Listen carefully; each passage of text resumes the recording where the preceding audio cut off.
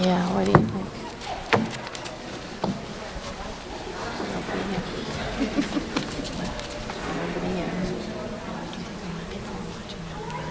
Do they know about anything?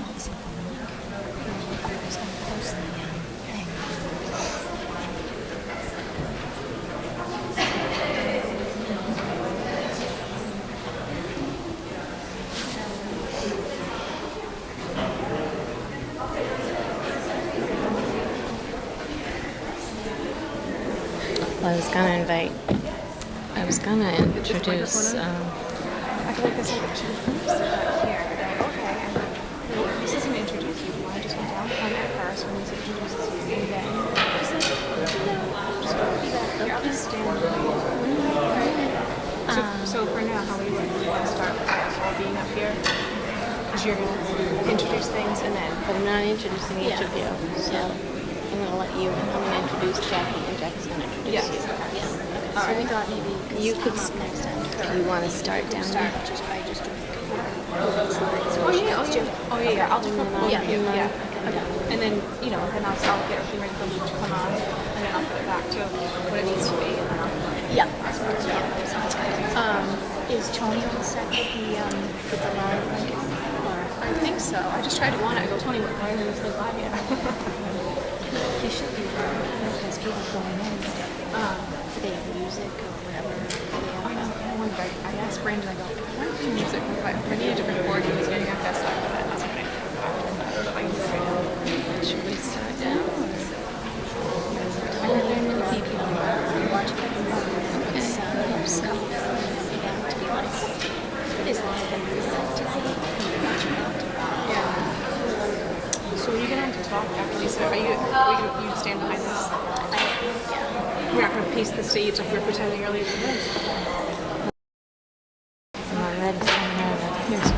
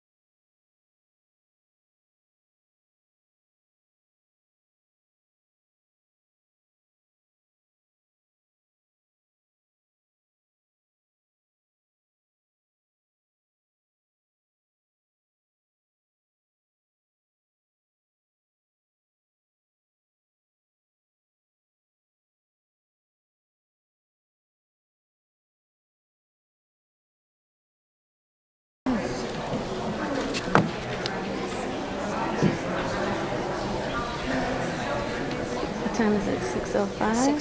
6:06. Okay. Are we good? 30 seconds. 30 seconds. Maybe just remind people when they're packed. Yeah.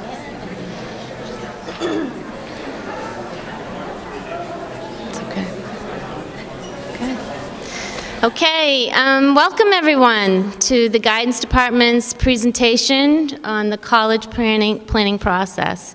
I am Lisa Maidment, and I have been here for, I think this is my 18th year, and in guidance for 23 years. I wanted just to tell you a little bit about myself. I graduated undergraduate degree from Springfield College and got my school counseling degree at Northeastern University. I also have been through this process with my 2 adult children now. Very different children. My first child was not really into the whole college thing and trying to get started, and I had to hold his hand a lot and nudge him all the time and really try to hold him down and make appointments with me. So And he was a baseball player, he was into the theater arts, a singer, and wasn't really sure what he wanted to do. And you're going to see you have different experiences with different children, which is really kind of cool. And I love that part about my job, too. We have such a range of students here.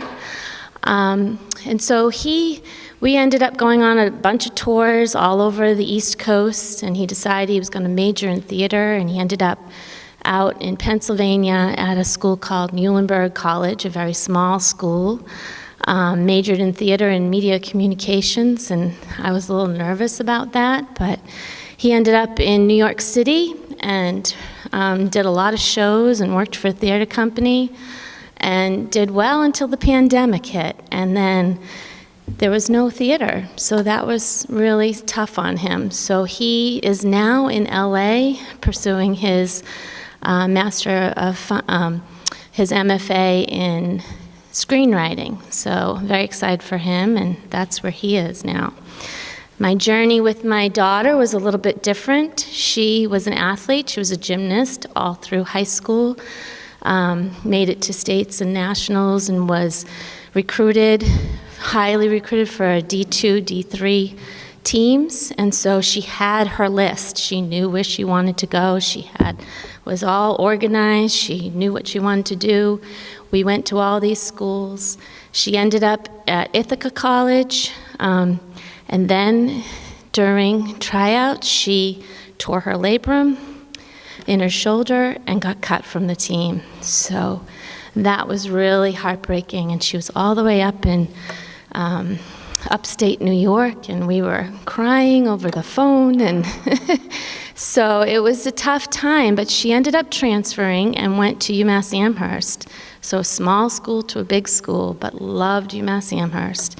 Did really well, majored in kinesiology, and now is in the Doctor of Chiropractic Care program at University of Bridgeport in Connecticut. So every path is different, and that's why I tell that story. And I congratulate you for being here with your student, and those of you that are home or that are watching, this can be a really exciting journey to go on with your child. And you learn a lot along the way, and so embrace it. There's going to be ups and downs through the process, but we're here for you, the guidance department. And to the students, you have your teachers who are supporting you as well, and your parents who are there too, okay?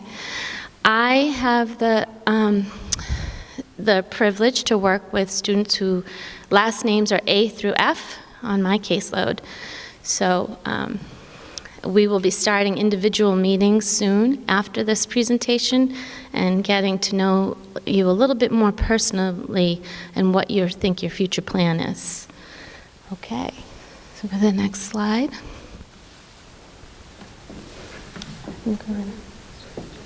No, I just need somebody to go to the next slide. No, not yet. Mrs. Payne wants me to also introduce some of the people that helped us here. Mr. Nardozzi's in the back, and Frankie Munoz are helping us with the live TV, so thank you so much, you guys. And Doug Kelly helped us set this up, and our admissions representatives will arrive around 6:30, so they'll be here for the panel discussion. And I have I'm not sure if she's in the back there, but Mrs. Lima, your assistant principal, was also here. She's here. Okay, thank you. So, in the junior year, we have several curriculum tasks that we ask students to do. We really use the Naviance platform, and Mrs. Lima and Luke Taylor, one of our seniors who's here tonight, is going to go through that process with you, so I'm not going to go through it too much. But we're going to ask you to do a few things on Naviance this year. Students have used Naviance all 4 years. They will use it all 4 years. There's a lot of great things on Naviance. The other things that we're going to talk about today are the SAT and ACT, standardized testing, visiting colleges and demonstrating interest, Again, we will have that individual planning meeting, and the packet that you have is available out on the, if hopefully everybody got it, but it's outside on the table. And those of you who are viewing this from home, there will be packets in the guidance office that your student can pick up. So the first thing that we try and get students to do is really take a look at themselves and really think about what it is that's important to you. So what are the things, take a real good look and self-assess yourself. You know, what is it that you're passionate about? What interests you? You might have a ton of different interests, but you also might know that there are things that you really don't want to do. So kind of trying to narrow down those interests. And also thinking about your personality. What type of school would you fit into? Are you a social person? Do you need a lot of spirit? Or you want to be in an environment where you're challenged a lot? Do you want to be in an environment with people who are like a diverse crowd, that kind of thing? So you want to really be thinking about your personality and how it fits into this. Your values. Are you somebody that really wants to spread your wings and travel and meet all different people, or are you somebody that wants to stay close to home and stay connected with your family? Are you interested in staying in a religious college? Is that important to you? Your motivation is another thing that we want to make sure that you're looking at. What motivates you? Do you need something that's more of a hands-on learning experience? Do you need a smaller classroom setting? Then in Naviance, there's a lot of different self-assessments that kids can do, and we are doing them a lot during advisory. But if they're not doing them, you want to make sure that you're, as a parent, that you're looking, as a student, you're sharing that information together and working through some of those self-assessments, okay? So how are you evaluated by a college? The main piece of a document that you're evaluated on is your transcript. Your transcript is a document of all of your courses that you've taken over the 4 years of high school, sorry. In freshman, sophomore, and junior year, it will have your final grades. In your senior year, as you apply to college, it will show your term 1 grades, your term 2 grades, and third term, usually you've been accepted by then, so we don't always send the third term grades, and then we send a final transcript. So it's still very important that you don't get senioritis and you still do well all through your senior year, because they do see those term grades, okay? On the transcript as well, they're looking to see growth. They want to see that you have challenged yourself in some classes, that you've grown a little bit. They don't want to see a transcript that goes down, so if that does happen, you want to make sure that you're explaining that maybe to your counselor so that they can help you write that in the recommendation as to why that might have happened. Your GPA and percentile rank will be on there. They'll be weighted. And the next thing that they're going to look at, some colleges will be looking at standardized tests, SATs, ACTs. We're going to talk about that a little bit more. They'll be looking at your resume. On Naviance, we'll be doing a resume this year. And it's a wonderful document because it helps. The Naviance program actually takes it step by step and guides you through the process. So you want to be adding things like activities and athletics and work and community service, any kind of leadership, any kind of honors. And your guidance counselors are really good at trying to help you think of some of those things that you may not have thought about. But even parents are sometimes really good at helping you think of those things too. So the resume is about the high school, the time in high school and outside of school, but not middle school. So you want to really focus in on when you entered high school and beyond. The application, so there are generally 2 types of applications. There is the college website which is the direct to institution, so you're on the website and you apply right on their website. And then there's the common application. The common application is one application that goes to several colleges across the nation. So they've really simplified it that way. And the common application opens up for your class in August. So it rolls over and you can start to look at that common application in August. The next thing is the essay. So most applications require a college essay. And on the presentation, it is linked to those prompts that are going to be in the Common App for your class as well, okay? Our senior English teachers do a nice job helping students with their essay as well. Also, recommendations are another thing that you're evaluated on. So most often you need an academic recommendation from a teacher. So you want to really think about the teacher that might know you well, that maybe you have shown some growth in. Sometimes if you're choosing to major in a specific area, some schools require you to get a math, for example, a math teacher or a science teacher, depending on your major. Like WPI requires a math or a science teacher. Certain colleges want to see that. So if you're going into engineering, oftentimes they want a math or a science or both. So you got to keep your eyes on what the college requirement is, okay? But right now, you should be thinking about that too, and who might write a nice letter for you, because come senior year, some of our teachers get swamped with requests, and they limit the number that they write. So be thinking about that. Oftentimes, we have juniors who will ask their teachers at the end of this year, mention it to them, and then ask again in the fall of their senior year.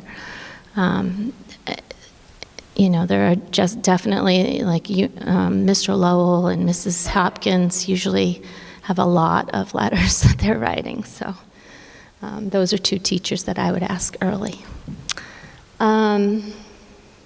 Demonstrated interest is another really important thing these days.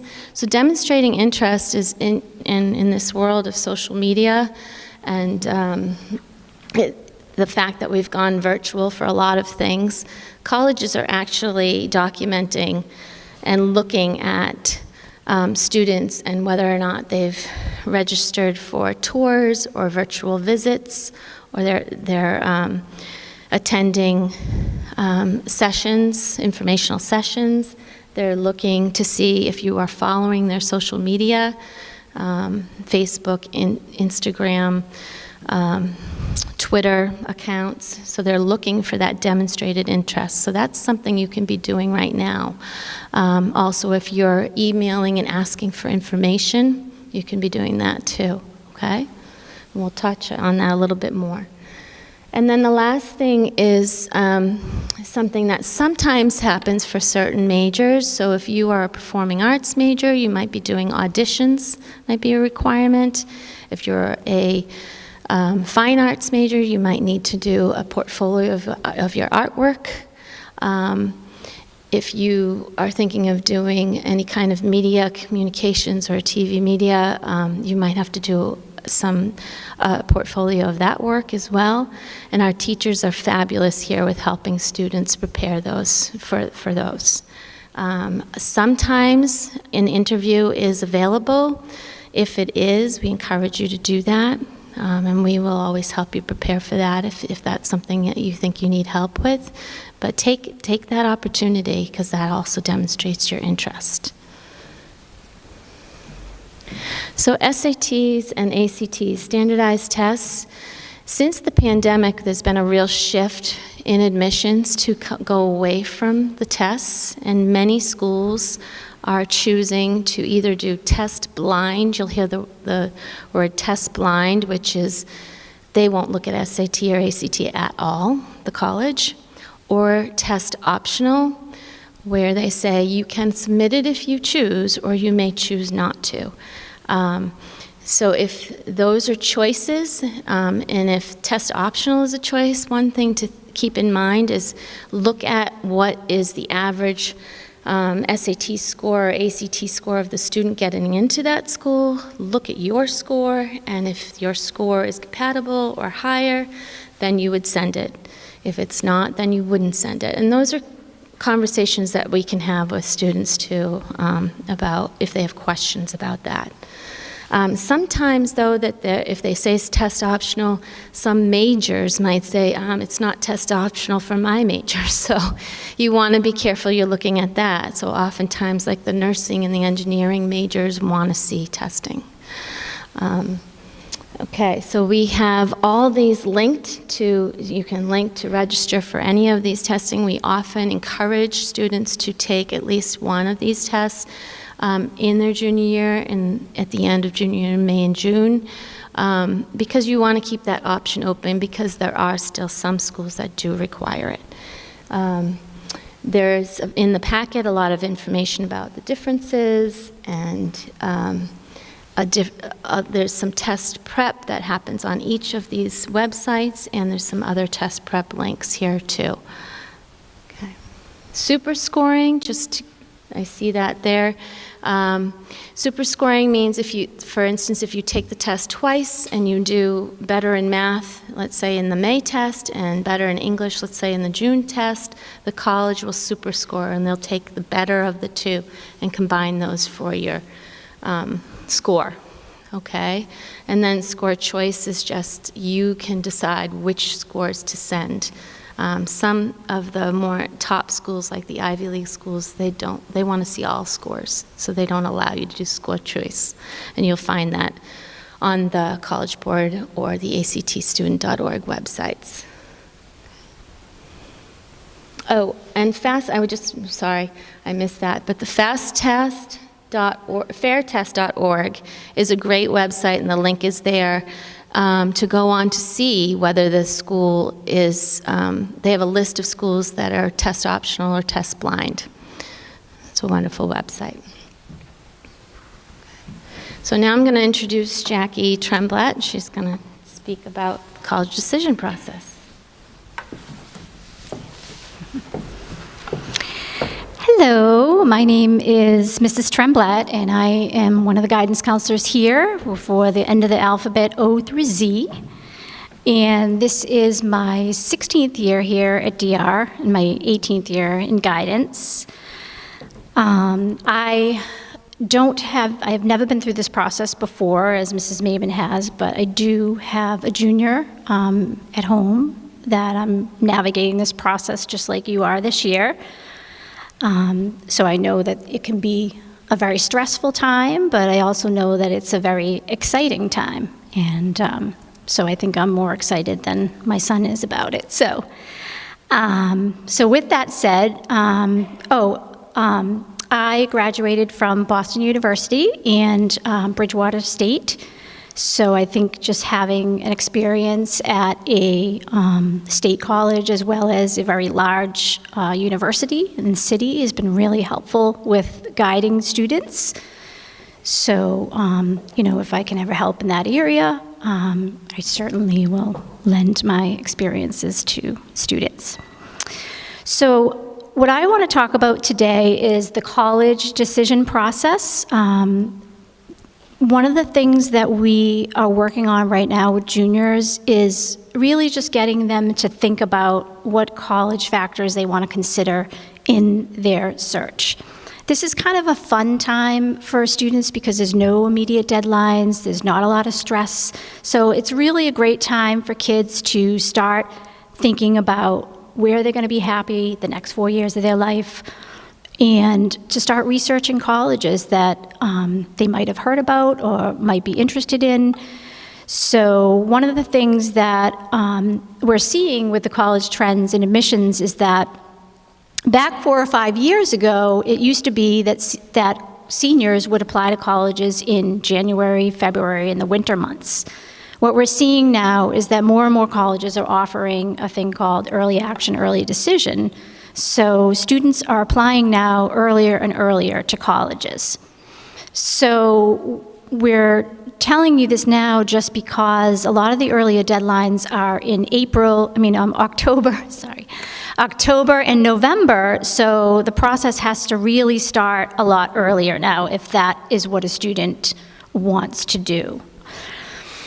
So we're going to talk a lot more about the college admissions process back in when you return in September, your senior year. So we really want to focus on right now is just kind of thinking about what kind of colleges that you might want to apply to. So what we're doing in our junior meetings and what we're going to do today when we bring up one of my seniors, Luke Taylor, who's going to demonstrate on his Naviance how to do a college search and show you about how he's navigated his process through this. So some of the things we're having kids think about is the size and location of the school is a big factor because, as I mentioned to you, I graduated from Boston University that has over 30,000 students. It's in the middle of Kenmore Square. You have to travel sometimes on a subway from one class to another. So that's really not a good fit for a lot of students. And so the only way that you're really going to know is if you're comfortable with it is to kind of get out onto the college campuses and really experience what that's like to know whether or not that's going to be a good fit for you. Diversity of the students, the bigger the school, the more diversity the school is going to have. So for students who really want to be in a college campus where you're going to be with people all over the world, you're going to be from other states, if that's important to you, you want to take that into consideration. The academic fit, not only do you want to make sure that you're fitting the criteria of the school that you're going to be applying to, but you also want to think about how you're going to feel comfortable in a school where maybe you're in a classroom and you want to get the best grades, you want to be the best student in the class. So then you're going to want to go to a school where the kids are very serious about their academics and that, you're on par with what the average, freshman there, has been, obtaining academically as you.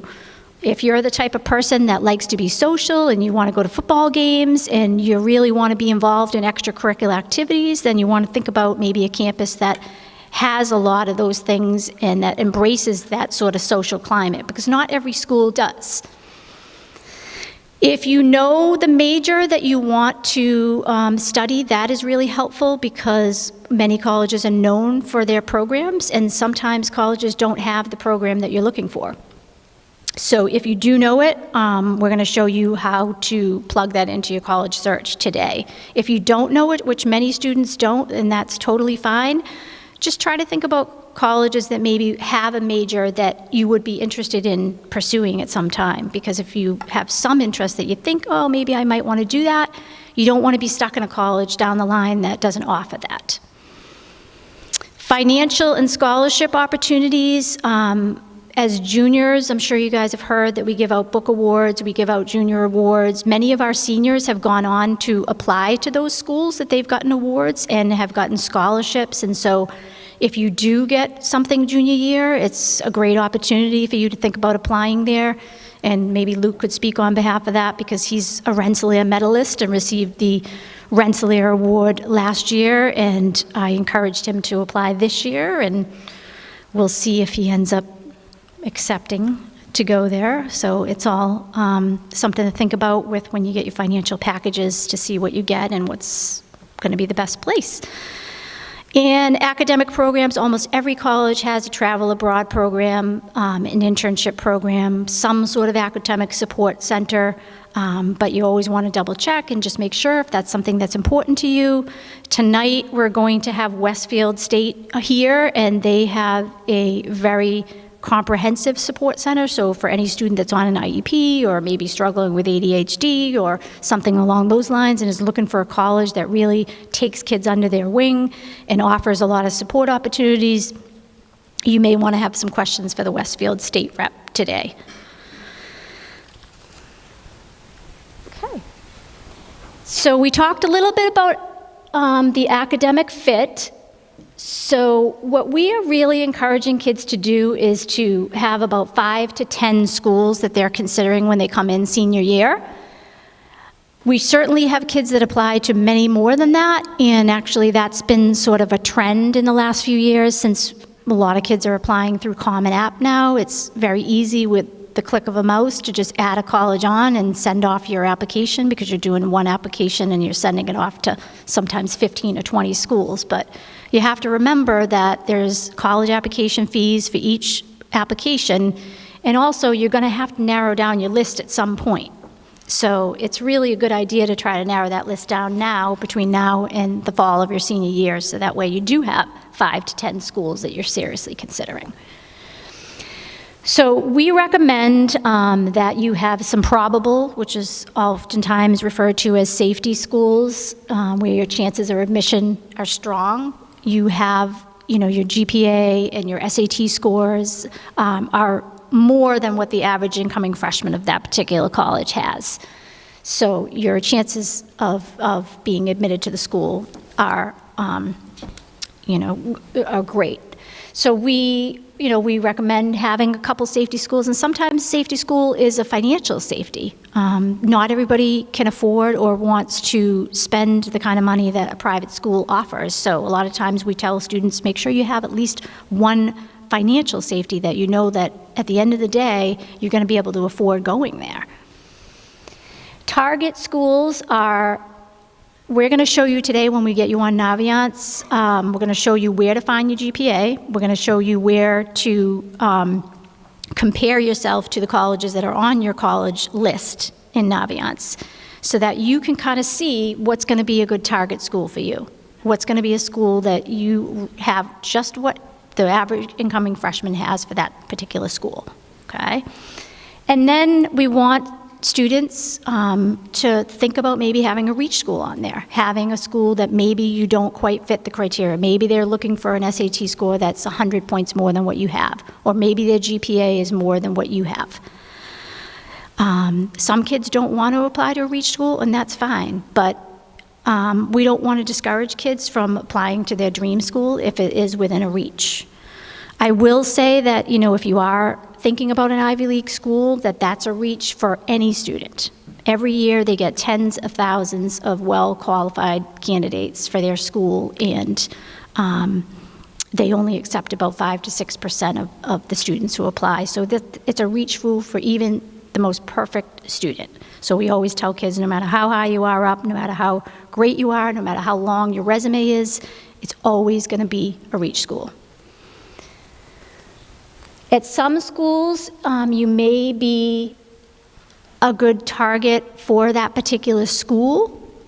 I use UMass Amherst as a good reference point because maybe you are a good match for that school, but if you want to study nursing at UMass Amherst, or you want to study the Eisenberg School of Business there, that may be a reach for you, because the average GPA for the nursing school at UMass Amherst is a 4.0, and they only accept about 12% of the students who apply. So even though you might be, fit the criteria for the school itself, you have to pay particular attention to the programs like nursing, physical therapy, some business programs, things along those lines that are highly competitive programs at just about every school. Okay, so with that said, I just want to bring up the Massachusetts college state requirements because the Massachusetts state schools reserve the right to require additional requirements for any student that falls below a 3.0, okay? So if you have a 3.0, below a 3.0, then you have to adhere to the sliding scale requirements. This is for UMass, Bridgewater, Westfield, all the state schools. So basically what they're saying, and hopefully you guys can read this, if not, it'll be available later for you to zoom in on. And it's also, I don't know if it's in the, is it in the packet? I'm not sure if it's in the packet, but in any event, if you have a 2.5, for example, you would need to score a 1070 on the SAT in order to meet the sliding scale requirements, or a 21 on the ACT, okay? So this is where it gets a little bit tricky with the SATs, because you don't have to send your SAT scores in to the state colleges. Many of them are optional or SAT blind, as Mrs. Maidment was explaining. And so you don't have to send them in, but it might be a good idea if you did do well on the SATs and maybe your GPA is below a 3.0, because that would help you if you had a higher SAT score than what they're requiring here. That would boost your application, okay? The other thing is, again, if the school is a competitive program, again, like a nursing program, you know, even if you met the sliding scale requirements here, that doesn't mean that you're going to get admitted there, because those are highly competitive programs. Okay.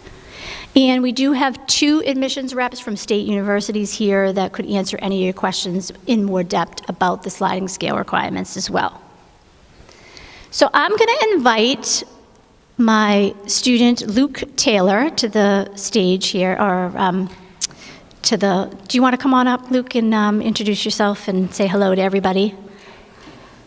So Luke is a senior here at DR. Many of you may know him. And he has been such a great person, as to use an example, through the whole college process, because he's basically been doing everything on his own, asking questions, taking down notes, researching, going on college visits.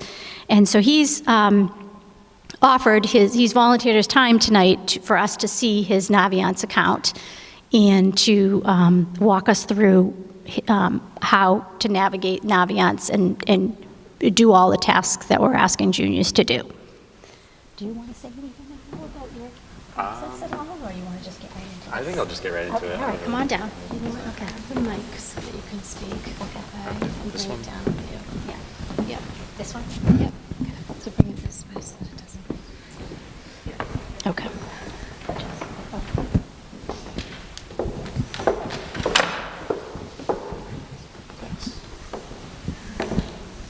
All right, so hi everyone. My name's Luke Taylor, as Ms. Tremblett said. I'm a senior here at DR, and I finished the college application process in December. So today I'm just going to be taking you through Naviance, and hopefully you can gain something useful out of this, and it can help you plan for college and stuff like that.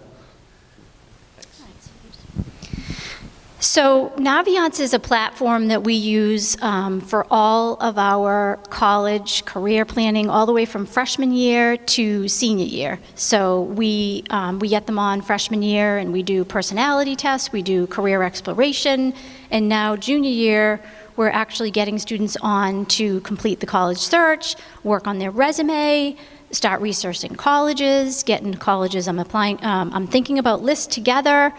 So a lot of high schools don't have Naviance because it is a system that you have to pay for, so we've been really fortunate that we have this and that we can keep everything organized into one system, because a lot of students from other schools that I've talked to are trying to do all kinds of different things, and everything's in 9 million different places. So this has been really a great thing for us to keep everything in one place.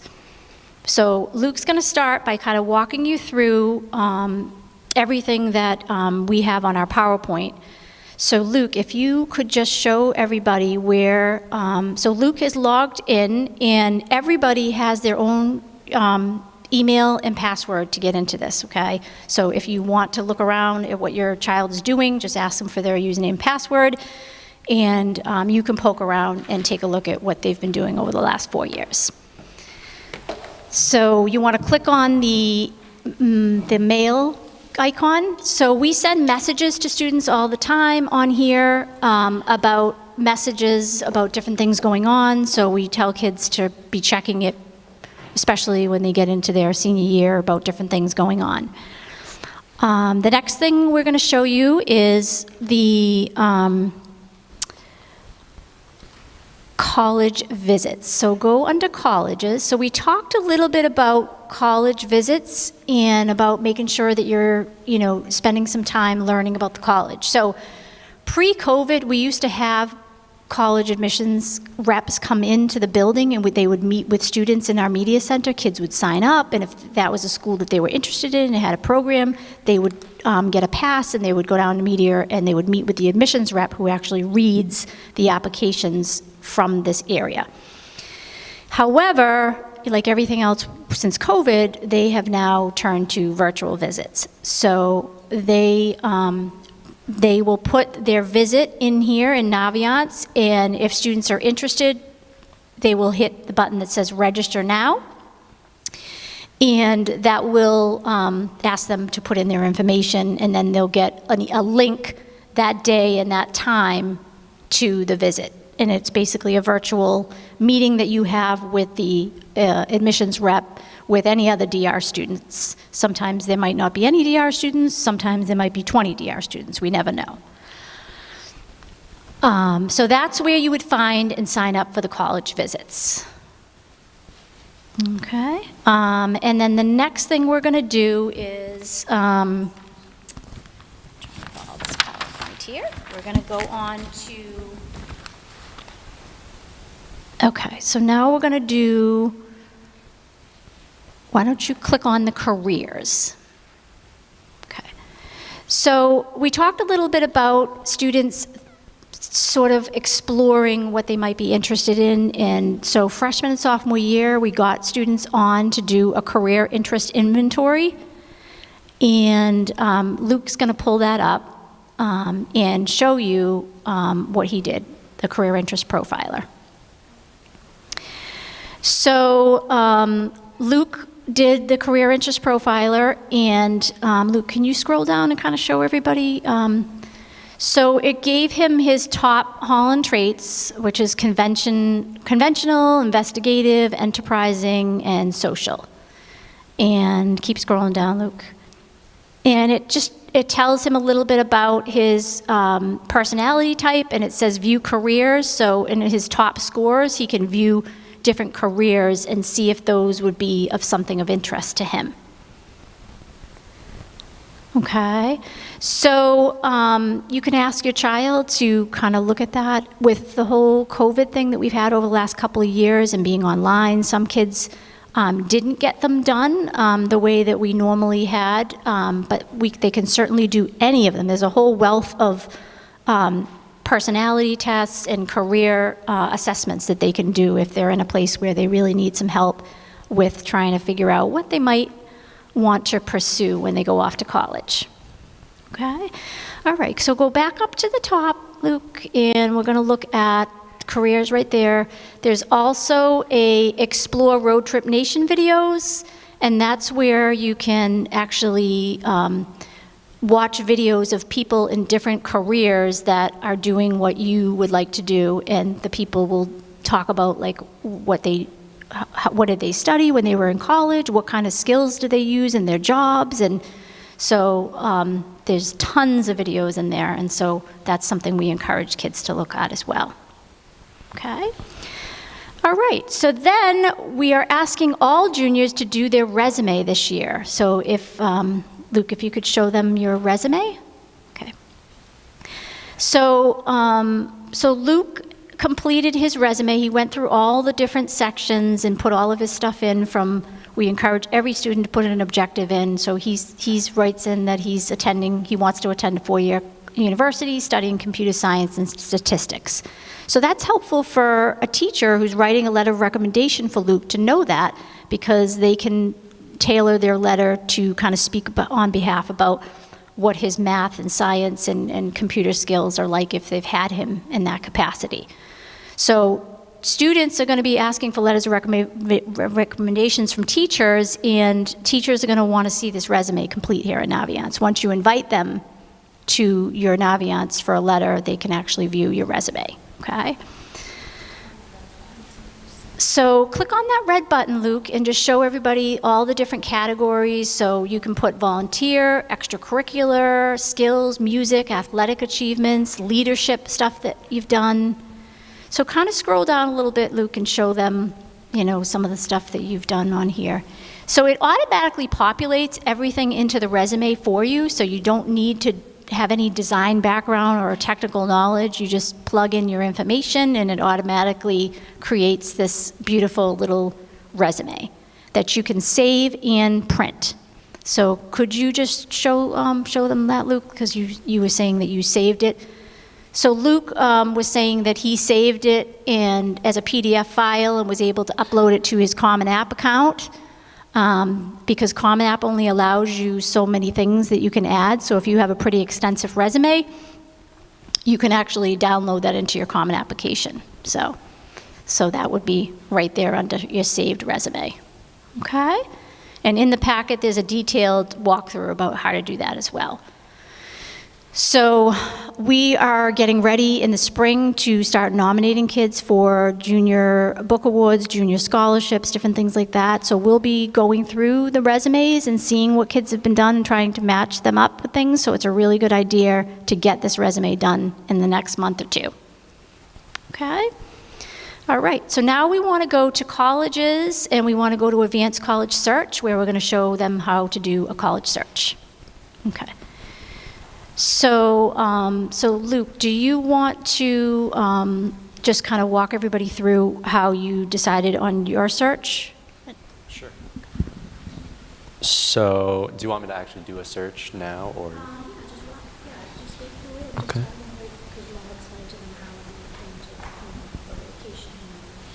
Right. So when I was looking for colleges, I used Naviance as a tool to help me. Just looking at like all of the criteria here for the colleges really helps you to narrow it down. So just going through here, like all these different like criteria, like public versus private, it got me thinking about, you know, do I want to stay in state? Do I want to go somewhere else? And, you know, looking at like the 4-year versus 2-year, I knew that for what I wanted to do, like after looking at the careers in the career section, I knew that I needed a 4-year education. So I would have selected, you know, 4-year or something like that. Campus surroundings, I wasn't really sure about this, but as I like started to visit college campuses, I like started to realize that I don't really like the big city. So I probably would have, you know, selected other things like small town, rural, large, small city. So yeah, if I just do that. Oh,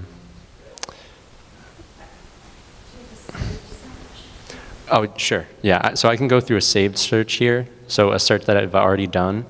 So if I go to this one, the only criteria that I entered was a 4-year college in New England, and I got 102 matches. So it wasn't very helpful to me. So I would recommend like using a lot more criteria, because you're just going to be going through this and you're not really going to be like narrowed down on what you actually want to do.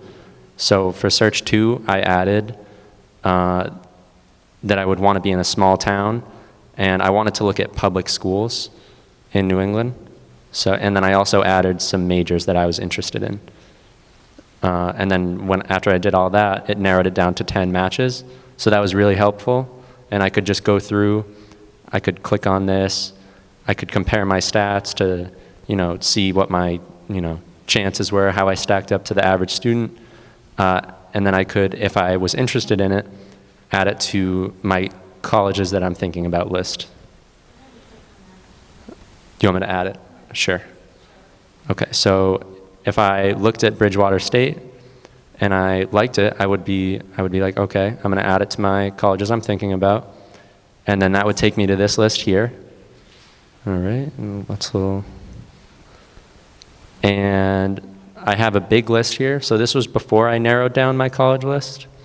I kind of just cast a wide net, and yeah. Sure. So, and then the compare me button here, it's going to show your stats compared to like the average student, so that you can get like a better idea on like how you know, average student at that school. Sorry, average student at that school. So it can, you know, you can get an idea of how likely you are to be admitted. So yeah, that's a good tool for building like Ms. Tremblett was saying, a good list with, you know, reach schools, probable schools, and safety schools. So that was very helpful for that. And then did you want me to look at like a profile of a school, or? Yes. Sure. Okay. So if I go back to the search, and I have my matches here. So few. And I might be scrolling through here and just checking on them. So let's say I click on UConn. It's going to bring up a profile.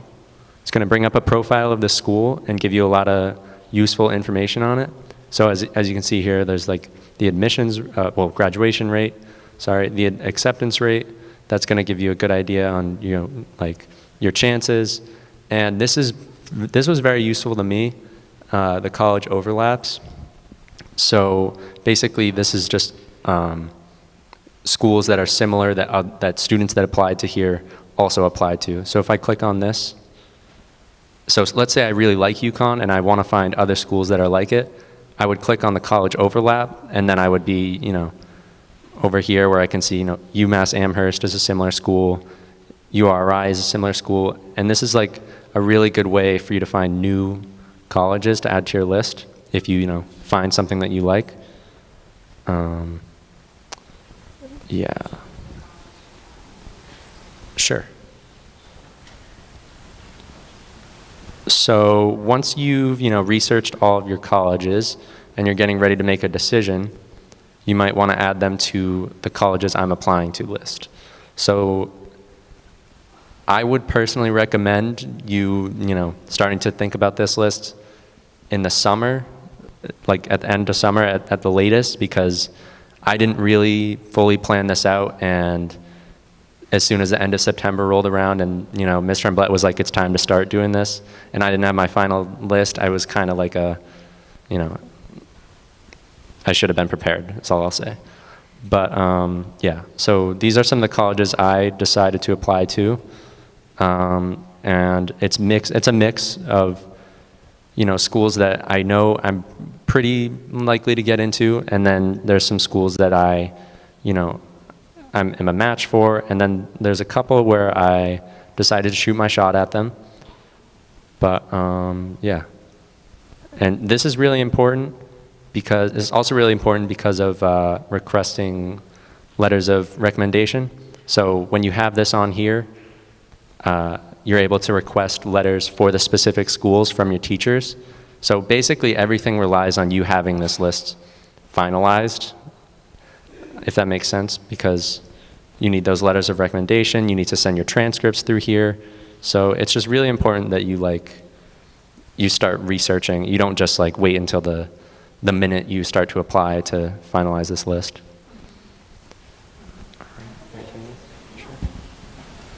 Thank you very much. Thank you very much, Luke. Okay, I'm going to turn this over to Mrs.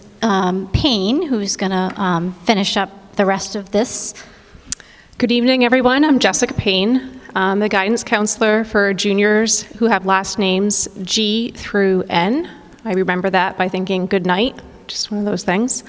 Ms. Tremblett and Ms. Maidman have been amazing to work with over the last 12 years. I've been here for 12 years, and prior to that, my undergraduate degree was from Fairfield University, and I also spent a term studying abroad, which is a great experience that I would encourage a lot of students to take part in. I spent a year in graduate school at State University of New York at Albany, so I do have a very, very large school experience there. And then finally, I earned my school counseling master's at Providence College. So, and here we have our representatives. Ms. Tremblett and Ms. Maidman and I obviously love to talk about this topic so much that we talked, they talked a lot tonight. We have a lot to say. I have a lot to say as well, but I think we're going to turn it over to our panelists, because who better to answer questions about the college application process than admissions officers? So here we have Sarah Thomas-Schauer from Stonehill College. We also have Sharon Peterson from Bridgewater State University. And finally, we have Caitlin Shea from Westfield State University. Welcome. Thank you very much for your time this evening. We really appreciate it. My part of tonight's presentation was originally going to be about letters of recommendation, the cost of paying for colleges, things like that. So I'll try to incorporate those questions into our panel tonight. Unless, wait, where'd that microphone go for?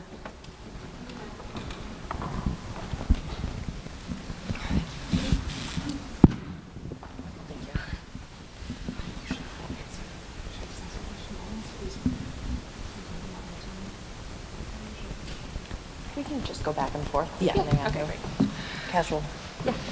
Okay. Terrific. All right, so first, I'm going to ask them a few questions. Maybe I'll start, everyone in the audience start thinking, and then we'll open it up to everyone in the audience to ask questions. So to start off, I'm just going to, I know Ms. Tremblett and Ms. Maiman talked about a lot of this, but hearing from them will be best. So there are many important factors that are considered with college admissions. How do you evaluate a transcript? Hi, everyone. My name's Sarah, and I work over at Stonehill College. I'm an assistant dean of admission, and I also coordinate all of our transfer admission. So I work with students who have gone to one institution for maybe their first or second year and are looking to come to Stonehill for the remainder of their college career.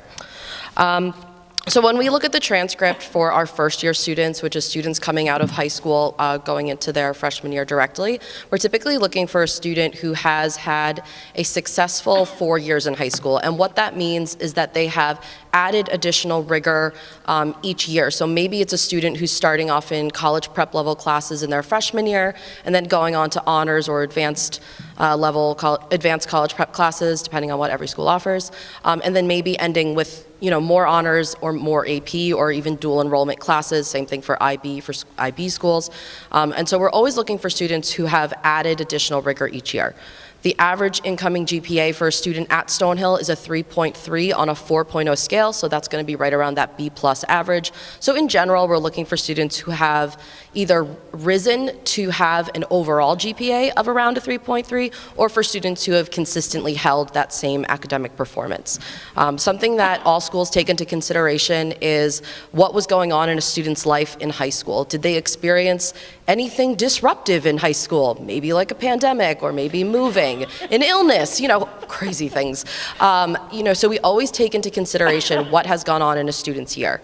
For many students that are applying right now, we're seeing a 10th grade or an 11th grade GPA that may not be consistent with what they've done in the past. We always look at that within the context of, did this student experience extenuating circumstances?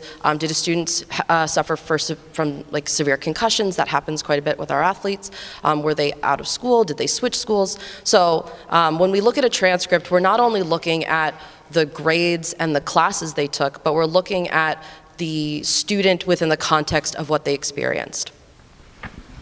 Thank you. That was really well answered. We appreciate that. I want to piggyback on the idea of taking rigorous courses. Now, what is considered better, a B in an honors or AP class, or an A in an academic college preparatory class? And what about the C or D? Yes, thank you, Caitlin. Hi, thank you for having us. These panels are great. So my name is Caitlin Shea. I'm the Senior Assistant Director of Admission at Westfield State University. I've been at Westfield for almost 20 years at this point. I'm going to throw it out there, an alum of Stonehill. It was not planned. And I will tell you that I started working at Westfield right after I graduated, and I've loved every second of it. So I've seen the benefits of a public school versus a private school.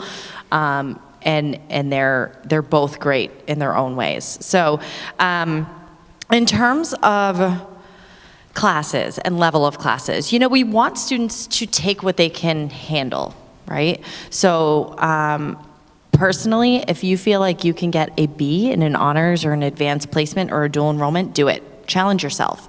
If you're getting a C or a D, probably college preparatory course level is where you want to stay. We do love to see that you're challenging yourself, but we don't want to see it bring down your GPA. In that it will. I mean, we do add extra weight. I'm speaking for the state universities. We do add extra weight to those honors, advanced placement, dual enrollment courses when we do recalculate the GPA. That's also something we can talk about. We do recalculate the GPA. So what's on your transcript is not necessarily, in fact, it won't be what we come up with. But the honors has a little bit of extra weight added to it, and the advanced placement and dual enrollment have even more weight added to it. So, even if you get a D in, we'll say, an advanced placement course, we will factor it into your GPA as a C, but that's not going to do much for your GPA either. So we want to see you challenge yourself, but do well in those challenging courses. And just to piggyback off of that, we have two wonderful public schools here. Stonehill is a private school, so the way that schools evaluate coursework and what GPA would be considered a standard GPA for an incoming student, and as Caitlin mentioned, the rigor of the curriculum and how it's reweighted. Stonehill does recalculate the GPA, but we do not add additional weight for honors or AP level classes, so that D that you would get in AP Psych for us would remain a D. But we do take into consideration the level of rigor that your classes are in an internal scale that ranges from 4 to 10, 10 being the most rigorous, 4 being meeting college expectations, or high school graduation expectations. So we do redistribute the consideration for your advanced level classes, but it's just not in a weighted form. So every school that you interact with, every school that you apply to, your lists may be fully public, they may be fully private, they may be a combination. Every school is going to have something slightly different. So if you have questions or concerns about how that school is going to review your application or really strictly your transcript and classes in the context of your grades, it's best to ask those schools individually because every school is going to be slightly different. Right. Thank you for answering in that way, because a lot of times we do have a lot of students who are very concerned about what their GPA is. They come down, they ask us what their GPA is, and we tell them from our perspective. So for our perspective, college prep classes are worth, on a weighted scale, a weight of 1. An honors class is weighted 1.1, and an AP course is weighted 1.25. That's how Dighton-Rehoboth does the weighted GPA. Like they just said, though, each college does do it differently. So when we are telling you what your GPA is, that is from the Dighton-Rehoboth perspective. But again, it'll be recalculated depending on the school. What I think might be very important, and hopefully they can correct me if I'm wrong, is where the student is in their class. So while Dighton-Rehoboth doesn't issue a numeric GPA, like we won't tell you that you're number 27 in your class of 181, we'll tell you that you are in the top 20% of your class. That's how we report ranking. So is that important for college admissions purposes? Are you looking at our rank over our GPAs, or what do you think about that? Hi, everyone. Sharon Peterson from Bridgewater State University. I'm a transfer and first-year counselor, and I've been there for 17 years now. So from, I think, the public school perspective, the class rank doesn't hold quite as much weight. If that was to come into play, and this was a little bit more before COVID, it would come into play a little bit more with any kind of scholarship review, where it would be a combination of SAT, GPA, class rank. Right now, though, where we're mostly test optional, SATs and ACTs aren't really factored anymore. The class rank in our world has sort of kind of gone down the list of what's important. And from Stonehill's perspective, we do not really take into consideration class rank or decile ranking. It's something that if the school reports, we will include in the overall evaluation, but it does not weigh heavily. But keep in mind, if you are applying to highly selective institutions, that might be a different response. Okay, great, thank you. How about test scores? If you're test optional, and when should a student send their test scores if you are optional? And how does that impact merit and scholarship eligibility? So at Stonehill, we are test blind. This is our second year going test blind. What that means is that we do not accept any standardized test scores. After a student has enrolled, they are welcome to submit any AP tests at scores that they may have taken in high school to potentially be waived out of a class, but we do not accept any standardized test scores. There are a couple of terms that might be helpful as you kind of move forward. Test blind is a no test score, is test optional, it's your choice, and then test required, you can guess what that means.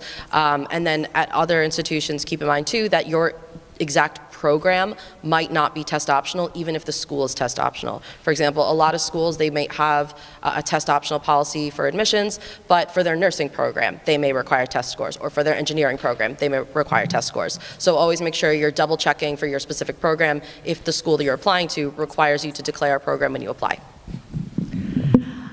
We are, I believe, all of the 9 Massachusetts state universities, and I'm not speaking for the UMass system, are test optional at this point. So the sliding scale used to be our Bible. It's what we used to make decisions using. We've gone a little bit away from that, and the transcript does hold the most weight. However, if you feel like you've done well on the SATs or the ACTs, submit them. In my review, it can't hurt you. Sharon's on my page. So it can't hurt you. If you have a question about, submitting SATs, I would either call the institution. I tell students all the time, and you can call and state your facts and not have to state your name. That's okay. But it's not going to hurt you. So if you don't want to call and you're looking for like a fail-safe, I would look for the sliding scale. It's still on our website. So if you meet the sliding scale, then sure, submit them. But we're not looking to harm a student with these test scores. The other piece is that, as we're coming out of COVID, right? Schools are really evaluating their test optional policy. A lot of schools went test optional during COVID, as a temporary policy. So I think I just saw in the news that the UNC system is now requiring them moving forward. So it's always worth it to make that phone call. I will say at Westfield, nursing is our most competitive major on campus. I cannot say for certain that we will remain test optional. So I would encourage you, as your school counselors have indicated, take the SAT or the ACT in May or June. And then depending on your score, perhaps register again if you can for a fall test. We do actually in the state system technically have one scholarship that still requires the SAT. Which is the Paul Tsongas Scholarship. It's in the amount of tuition and fees, which is basically half the cost at the state universities. The other piece would be the room and board. And technically, they still require the SATs.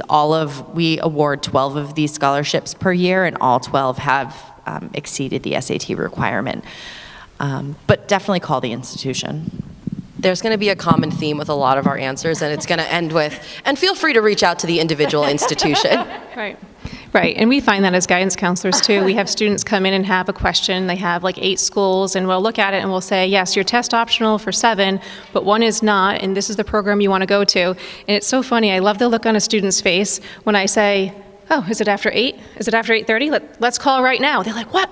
We're going to call right now. I'm like, yeah, let's call right now. Why not? It's not a big deal. You can call when you get home. You can call anytime. Because these admissions officers, they're not answering the phone, I don't think. They might get a phone call directed to them, perhaps. But the people who are answering the phones are so knowledgeable, and we can get an answer really quick just like that. There's nothing to be afraid of. It's all part of the process. And so we don't want there to be any mystery, right? We're trying to demystify this process. We want it to be very straightforward for everyone. So, yeah, I just like to let it rip, and we make a quick phone call. We get the answer, and then they're like, all right, I guess I'm signing up for the SATs for such and such date. So we can get that answer very quickly. So thank you for encouraging our students to call also. We also try to encourage the student to call. We say, okay, you're a young adult. Next year, your parents and your guidance counselor can't make the call on your behalf. So why don't we start now? Why don't you start advocating for yourself and speaking for yourself and making the phone call too? We're here to support you. Things like that. But anyway. We prefer it, actually. For a lot of cases, especially if you're applying to a smaller institution, we know when we can put the name of the student who's calling us or emailing us to their application, and it actually works in your favor. It shows demonstrated interest. When your parents email us, when your parents call us or anything like that, it does not count as demonstrated interest. So we definitely encourage the student to reach out to us. And it's great rapport. If you have questions about anything, we're always just a friendly face on the other end of the line to answer questions or bounce things off of. Right, that's great. So she just touched upon demonstrated interest, and I know that either Ms. Tremblett or Ms. Maidment touched upon that earlier.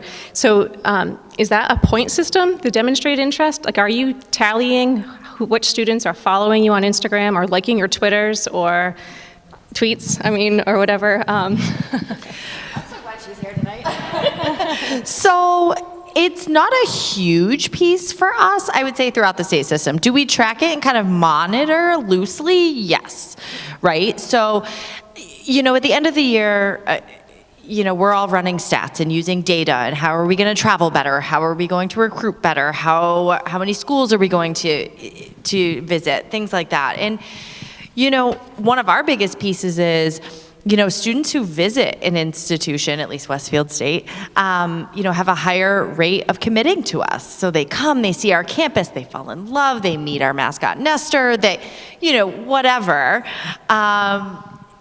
So we want our students to come visit, and that's what we're pushing for. So if we see a student has registered and attended a tour or an open house, we're like, yes, we love this student, and we want to invest our time in this student, right? And I know I am a super secret shopper, right? So I'll go on and I'll look at, not just colleges, because I know you guys are all kind of creeping on schools and checking out websites and whatnot, which is great. However, if you find institutions that pique your interest, fill out a card. If you're at a college fair, fill out a card. The worst that can happen is that we email you too many times, you decide you're not interested in us, and you opt out. Done. We won't contact you anymore. Truly. But there are those schools that really put an emphasis on that demonstrated interest. Did you come for a tour? Have you been in contact with your admission counselor? Did you submit the FAFSA? I'm trying to think what else. Did you speak to someone at a college fair? Come down to a high school visit, attend a virtual visit, turn your camera on. All those things are great and work in your favor. And again, what's the worst that could happen? You decide that Westfield, Bridgewater, Stonehill, et cetera, ends up not on your short list and you unsubscribe. But it could definitely have an impact. Maybe not a huge impact, but hey, any little bit helps. And I think for students who, you're looking at your list might be comprised of some safety schools, some perfect fit schools, and some reach schools. For students who are going to be maybe on the line admissibility-wise, students who are a little bit lower than maybe our academic profile, but they're showing that intense demonstrated interest, and they're reaching out to me, and I know them, when I pick up the phone and I see that 781, I know who's calling, it can work in your favor, because a student who is reaching out and really letting us know, hey, I'm doing really well in my class this semester, I know my grades last semester didn't look great, but here's an update. My counselor's going to send over another letter of recommendation, or when can I come for a visit? Can I do an extra? What can I do to set myself apart? It can really make the difference. That's awesome. So that's a good question that I have, though. So let's say a student is doing poorly in some classes. What more would you want to see other than maybe a term 3 grade improved? Would you want to see another essay? What more would you want to see? Another letter of recommendation? What would you recommend? I think it depends on the grades.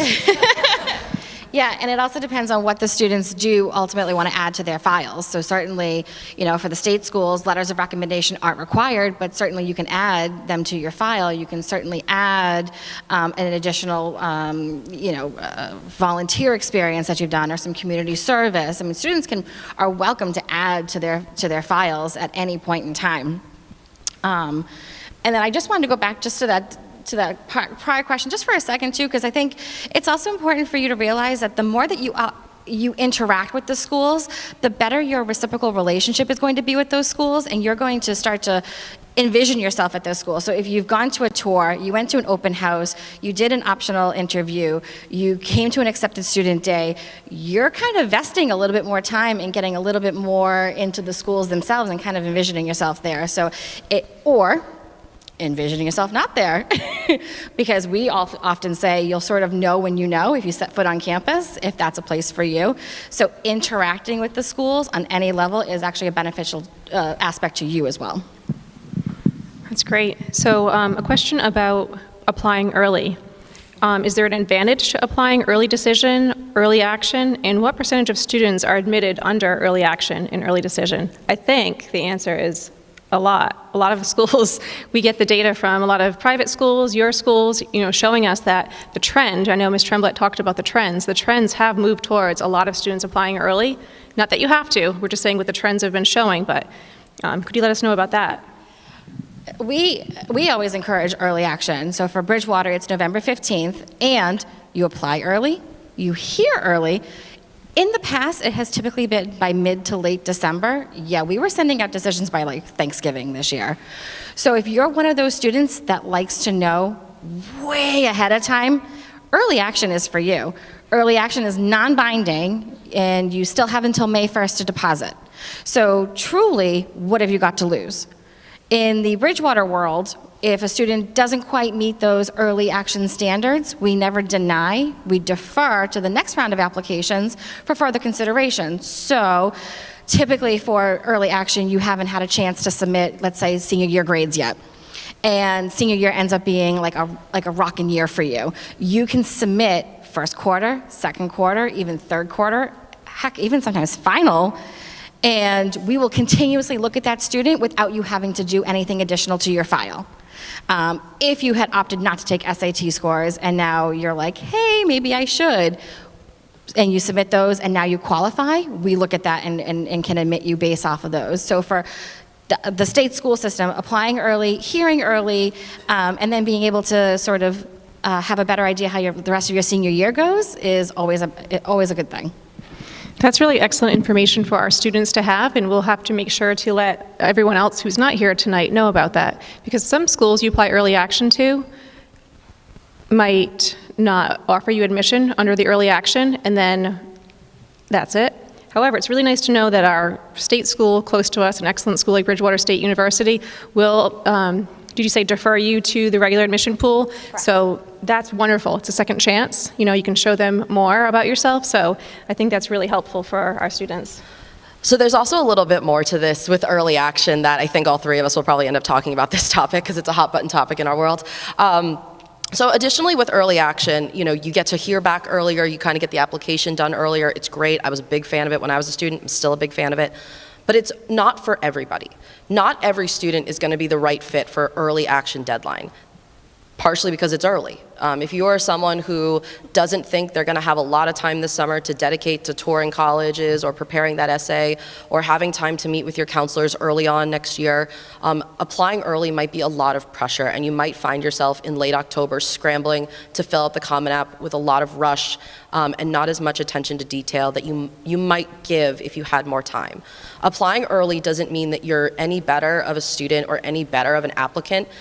We don't consider early action students at Stonehill better than regular decision or early action 2 or any other deadline. It just means that this student was a little more prepared and had a little bit more time maybe before school started up again to dedicate to the college search and prep.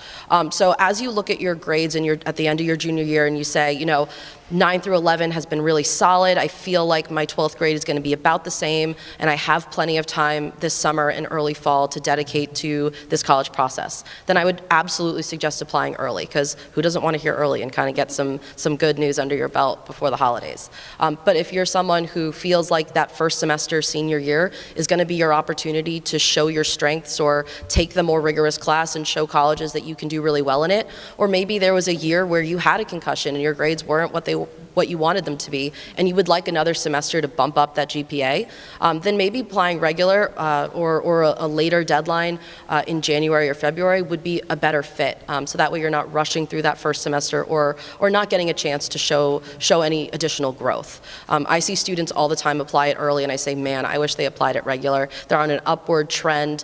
9th grade was really hard on them, and 12th grade seems to be going well because I can see their first term, but I can't consider that in the GPA recalculation because I can only consider semester grades.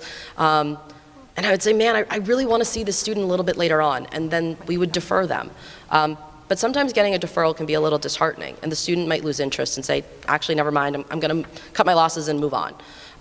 When actually, they probably would have gotten admitted if they had just kind of held out a little bit longer. So chat with your guidance counselors, come fall and figure out what's going to be the best fit for you. It's not a popularity contest. You don't have to apply early just because all your friends are doing it. Heavily encourage you not to do that. You'll know if you feel like you're ready for those November deadlines. Another thing that was touched upon, I'm so sorry, I love these panels. Another thing that we touched upon that I'm going to pass it over to Caitlin is early decision, and that is a binding agreement. At Stonehill, yes, we do admit more students out of that early decision pool, just proportionally. We don't have a large application pool in early decision, but the students who are applying, they're literally raising their hand saying, this is my #1 choice, I want to be here, if I am accepted, I will enroll.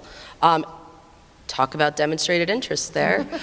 So, we do look at those students carefully to see if they're going to be a fit, because we know they've already decided that we are their number one choice. Early decision is a very sensitive topic, and it should be discussed thoroughly with your parents and your guidance counselor, but I'll pass it over to Caitlin maybe to... No, talk more about early decision. That's your Okay, jam. I just Go don't want ahead. to be one of those people that talks all night long. But early decision is a commitment that you want to make with your family and your guidance counselor. The biggest caveat with early decision is you will most likely not have an opportunity to review a full financial aid package before you are asked to deposit at that institution. So if you feel like your family needs the opportunity to compare and contrast different financial aid packages from all the schools that you've been accepted to, early decision is not typically the best course of action. That's a really good point. And just to further complicate matters, and I'll be honest and say I don't know a ton about this. Not only is there early decision, there's ED1 and ED2 at some schools. We're guilty, sorry. We do that. Sorry. But it further complicates the issue just because you need to think about it. It's one of those, decision deadlines in general are one of those things that is school specific. Between state schools it might be different, between private schools that you think are exactly the same could be different. It's going to be different regionally. Majors, yes, there are some schools where, very specific majors you can only apply at this time, or you must apply by this time. So take a guess what I'm going to say. Reach out to that individual school about your major, about the thing you want to apply to, and double check those deadlines and put them in your phone. It's very true. I often refer to when I was looking at colleges many years ago, and my mom had set out different folders with all of the deadlines listed on the front because it was confusing even back then, and it's gotten worse as we've progressed through the times, right? Just to echo what my colleagues have said, I'll tell you that at Westfield, this is our 4th year with early action, and we get over 50% of our applications during that early action time frame. So the completion deadline is by November 15th. We do get those decisions out for those students who complete their file, meet our criteria out by December 15th, and those students who we can't make a decision on, we defer to regular decision, and we continue to review on a rolling basis. And just to echo deadlines, currently our nursing deadline is February 1st. I anticipate, based on the number of applications that we received this past year, that we will bump that up to November 15th, and that will be it. So it's important to look at those highly competitive majors that were mentioned earlier by your school counselors and see if there are early deadlines that need to be met in order for consideration. Okay, that's great. I think a pressing question that many counselors have, because we're not quite sure how to advise our students, and it's good for the students to hear, the optional question about the pandemic on the Common App. What's your advice on how to answer that? And if you want to maybe answer in tandem about the essay, are you interested in essays on the pandemic? Are you interested in the supplemental question about the pandemic? So I will say, as a state institution, we don't technically require essays. But I always encourage students, fill them out. You're going to write them. You're going to write the Common App essay. Send them in. This is your opportunity to tell us about yourself, right? And so if you had a concussion, whether you submit it as a personal statement or whatever, but if there is something that has caused a hiccup in your academic career, tell us. We don't know unless you tell us. In terms of the essays, I always want to know more about you. What I would say about the essay is that we receive a lot of essays that are very similar. Yes? Okay. We get a lot of essays about sports. We get a lot of essays about, scoring goals and that type of thing. Perhaps you have a great relationship with a family member. We get a lot of essays about that, which is fine. If that's the topic you chose, I want you to think about how to make it stand out. What makes this essay different than someone else's, right? So I had an essay once that spoke about family and how it was so important to them, but they referenced it around the kitchen. So it was really focused around why the kitchen was so important, and he weaved all of this, family stuff, and really, it was very touching. But that stuck out to me years later, right? I'm grateful for the optional or the supplemental pandemic statement because it has impacted all of us, and some more than others, and their academic career, their personal lives, their social lives, and we want to hear that. That's important. But it also gives you as the student the opportunity to speak about something else and tell us something else about you. Yeah. I always say it's your chance to add something personal to an otherwise impersonal thing. So that's your choice, that your chance to be able to add something that, again, we can't glean from the transcript. That, you know, yes, you have a recommendation letter, but we like to hear your voice as well. So at Stonehill, we do require the Common App essay. We are a Common App exclusive school, so you would apply to Stonehill through us. We do require the essay, and we require letters of recommendation as well, and we do look at all of those pieces with the application. So in addition to your transcript, we're going to look at your activities list, what you've been involved in, how you've been spending your time outside of the classroom, and the essay. So the essay for us is very important. We're using it as a writing sample, so we're going to compare and contrast the writing quality of this essay to your English GPA. We want to make sure it's pretty consistent. We can tell when mom has written the essay, sometimes dad, or even a teacher. You know, we can read like 40 a day, so we can tell when they're not homemade. So, you know, definitely encourage you to be creative. You know, feel free to write about something that goes on in your day-to-day life that stands out to you. I had a really fun essay this year about a girl who was kind of struggling to keep up with the different fashion trends, which I totally relate to. But the one thing she always kept true to herself were her socks. So even when she was like putting on different outfits to maybe keep up with her friends, even if she didn't like love what she was wearing, she always had socks that were meaningful to her. And she, you know, kind of she looked at her drawer and realized she has an entire collection of meaningful, fun, cool socks. That's a cool essay. That's really fun. It might sound like, oh, why did she write about socks? But that's a fun essay because we read a lot of stories about grandmothers and brothers and death and goals and torn ligaments, and they tend to blend together.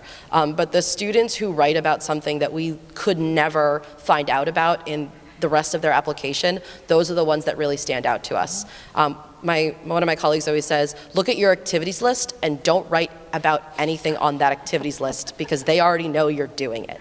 If you are someone who dedicates 30 hours a week to dancing, we know you dance. You don't need to write about it. If it's meaningful to you, by all means go for it, but we know you dance. With the additional info and the COVID piece on the Common App, those are 2 additional sections that you can write a short personal statement.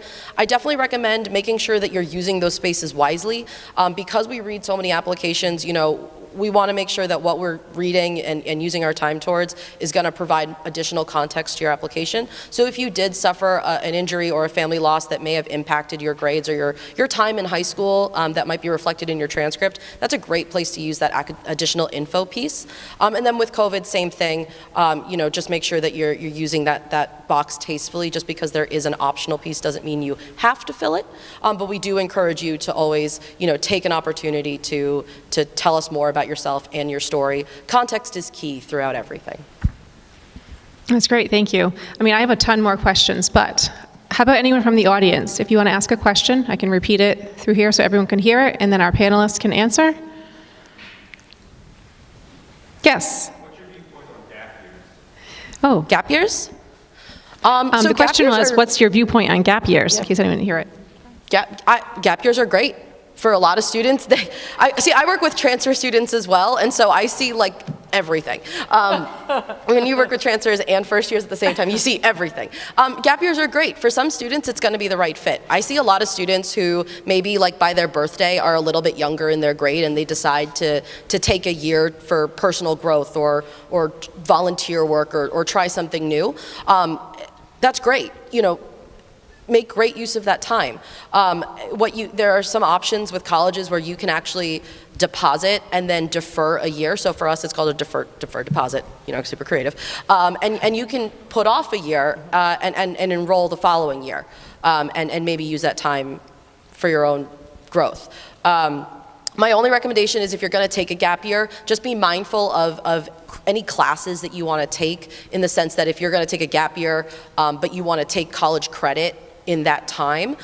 Just be careful that you don't take too much credit, because then you become a transfer student and you'll need to reapply. But again, talk to the individual college about that, because every school is slightly different. So in the state school world, the second that you graduate and you take a college level course, you're a transfer student. So if you're going to do that gap year and still remain under the umbrella of a first year applicant, no college classes during that gap year. It is perfectly fine if you take a year, don't come, you do a couple classes at your local community college and apply with that at that time. So you're just viewed in the state school world as a transfer student the second that you take a class outside of high school after you've graduated. And just as a little piece to add on, it does not matter if you're just saying, I just want to take it for the experience. I don't need the courses to transfer. It doesn't fly. It's a matter of academic honesty, and so you have to disclose that you've taken courses elsewhere, and so you are a transfer student. But that's typically, I handle all of our deferment requests, and so that is part of kind of our stipulation, that you don't take college credit anywhere else. If you are thinking of taking a gap year and then applying to colleges, also keep in mind that that might be a great essay topic. Great. Other questions? I have another question. You talked about being a transfer student if you take just one class. Something that we were going to talk about tonight before things started to run too long was about taking classes at a community college, A to B program, associates to bachelor's program. I'm wondering, I would like the audience to know that there's a cost reduction benefit to this avenue, which we can talk individually to students about if they were to go to a community college first and then transfer to one of our state schools, but perhaps they could touch on that. Yeah, so the other hat that I wear is transfer students. I take care of 50% of our transfer population. So with the state schools, with the community colleges, there are multiple programs. There's A to B, there's mass transfer, there's just getting the associate's degree and then getting a tuition discount. So there are important conversations to have, not only with your guidance counselor, but also the advising staff at the community college route, who will set you on the path of the program that's best for you. Some students do the A to B pathway. Some students just do the block. We could do another hour on just the community college pathways. So if it's something that you're interested in, certainly, again, reach out to the school. But students doing the community college route or even just a transfer route is also 50% of our population. So if you end up doing that, so if you don't end up at the school that you were supposed to go to first time around, 50% of our population are transfer students, so you're not alone. Mm-hmm. And I think that's really important for a lot of students to know. Our community colleges are sometimes an academic safety school, sometimes they're a financial safety school, sometimes they're both, and we're very lucky in the Commonwealth to have 15 excellent community colleges, the closest one to us being Bristol Community College, and there is a usually seamless transition if you were to decide to move on after an associate's degree. And again, the counselors, we can talk to you more about that, and then of course we can always talk to the admissions reps. So. Thank you. So that's what I was going to go through earlier. But if there are no other questions, I can just wrap it up with a few more slides. Yes, please. It was mentioned earlier, I was sitting in the back. Just as an FYI, Westfield State also has a pretty well-known student program for students who have documented learning disabilities and or ADHD. So if it applies to anyone, I encourage you not only to ask, certainly at Westfield, but at any college or university that you're applying to, how they can support you as the student or your student. So Westfield State, what makes us a little bit different is that it is a competitive admission program. So every college or university has some type of disability services office or access office to support students who need assistance. So whether that's you have a documented learning disability, you have an ADHD diagnosis, maybe you get a concussion, maybe you have a visual impairment, maybe you have a hearing impairment. There's lots of things that disability services offices deal with. So it's always worth asking the question. Westfield State, however, does have that, but beyond that, we also have this learning disabilities program. So on the application, a student would indicate that they were interested in the program, checking off the box. Checking off the box basically means your application comes to me. I'm the liaison within the admission office for all students who are applying with documented learning disabilities. What happens is that we do require the student to submit diagnostic testing, which is your neuropsych eval, at the time of application. And so a lot of times I'll get phone calls saying that isn't required till after, but because we are a competitive admission-based program, it is required at the time of application. So what happens is that this testing cannot be used in any type of admission decision-making process. That's illegal. So I look and see what tests have been submitted, when they were administered. They do need to be administered within the past 3 years, and that kind of goes across the board, across disability services. In order to receive the appropriate accommodations, ideally parents and students were looking for the adult normed tests, so when you turn 16.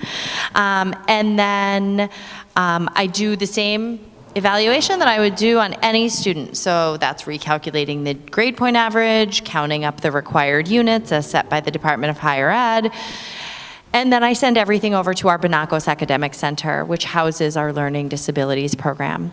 They are reviewing the testing, but they're not saying that's not the make or break. They're looking at, does the student have all of the required units? What is the student's GPA? Is the student succeeding with the accommodations that are being provided? Keep in mind, with this program or any other college that has an admission-based program, and there are several kind of in your general area, there's no modifications to coursework. It is not a special education program. It is a more intensive support program. So our program advisors have a smaller caseload and allow you to work one-on-one because, as your school counselor said, mom and dad can't call on your behalf and advocate on your behalf. And it can be a really challenging thought to go to Westfield with 4,000 full-time undergrads and say, I've been on an IEP for 4 years. I am entitled to these accommodations. How do I go about getting them? Right? That's a hard transition to make as a minor who maybe has that strong advocate at home to being a full-time self-advocate. And that's one of our goals, is to help a student become a strong self-advocate and an independent learner. Can you tell I've said this a few times? I love this. But ultimately, we are looking for a diagnosis. The diagnosis has to be of a specific learning disability and or ADHD, primary or secondary. They may invite you for an interview, because we realize that what's on paper might not be what's on person. Or maybe you were a late diagnosis, right? And so you didn't, your transcript doesn't exactly tell the story. You're doing really well with accommodations. We want to see that. Come for an interview, and hopefully we send your acceptance letter out. If you're accepted to the Learning Disabilities Program, you're accepted to the institution. If for some reason you are not a good fit for the Learning Disabilities Program at Westfield State, you are referred back to our traditional admission process. So I will review you independent of anything that any testing that you've submitted, and make an admission decision based on the qualifications that I would require for any other student. So I would encourage, there's no additional fee for this program. It's free. Which is different than the other institutions that offer this competitive admission LDP support. At any rate, I've talked very quickly and a lot, and if you have questions, certainly reach out. I do have business cards, and if you call the office, you'll be connected to me automatically. Thanks. It's a great question to ask. If you are a student with a learning disability or a learning difference, or if you're a parent, when you come for a tour, you can always also ask for the contact info for at Stonehill. It's called the Office of Accessibility Resources. You can ask for the contact info for that office. I definitely recommend connecting with those offices as you're on your college search, especially if your student has extensive accommodations at the high school level or any type of one-on-one support. Every school is going to be able to offer a certain amount of academic support. But just as an example, at Stonehill, we cannot offer one-on-one tutoring outside of student-led tutoring. We don't have the ability or really the capacity to offer individual advising to students who are needing executive functioning guidance. So that is a question that we love it when parents ask kind of early on in their search, because we certainly do not want you to be disappointed by Stonehill too late in the game. We'd rather you find your perfect match early on in your search. So broken record here, always ask us, and we're always welcome to, we're always excited to help you land wherever you need to land. And thanks for hanging out with us a little longer. Yes, and thank you very much for all of that information, which is excellent. Just to wrap up our evening, this was the last slide that I was going to go over. Everyone will have access to this PowerPoint. All of these links are live, so you'll be able to click on each of them. Again, lots of information here, which you can't quite see, but when you're looking at it from home, you can sign up for our Remind app. So we send out quick text messages with information such as a blast about tonight. We also have our Google Classroom, so you can join it. As parents, you can join it as well, right? Yes. And of course, our contact information. And lastly, we will be meeting with students individually, so we can tailor the process to each of the students individually. And something new we're going to try this year, you're our guinea pigs, but we're very excited about it because we think it's going to be going to be so useful, not only for you, but for us as well. We're going to have a boot camp. Exciting. So we're going to have a day where the three of us will be available. You'll come in with your Chromebooks. We're going to go through the Common Application with you, so you could potentially leave that day with your Common App filled out. Not your essay necessarily, but all of the other information filled out, so you're like ready to roll. So we're very excited about that. We're going to give you more information about that as the year goes on and throughout the summer, but I think it'll be very useful because of this huge push for early action. Not that you have to, again, not encouraging that, but and no cost, of course. We're doing it for free. That's a nice picture. Is that our school, Jackie? Resources, so these are also live links. During the pandemic, Mrs. Maidman was so kind. She went above and beyond and made these Chromecast video tutorials of how to do certain things in Naviance, because we understand Luke went through some information tonight that, of course, no one can memorize. So Mrs. Maidman made these 5-minute tutorials that you can go through at your own pace and do your to-do list in Naviance by watching her videos. And lastly, your homework is to work on your resume, the game plan, and during advisory tomorrow, yay, everyone's excited about advisory tomorrow, you'll be working on your AchieveWorks, so you'll be going over some things that Luke showed you in Naviance tonight. And the packet, okay, we don't have time to go over the packet, but it's for everyone. You can go through it, ask us questions, and again, we'll be going through everything individually with your student, so just like the colleges say, ask them 1,000 questions. We're here to answer all of your questions as well. So thank you, everyone, for your time, and thank you, Mr. Nardozzi, thank you, Frankie Munoz, and thank you to our 3 panelists. We really appreciate it. Thank you.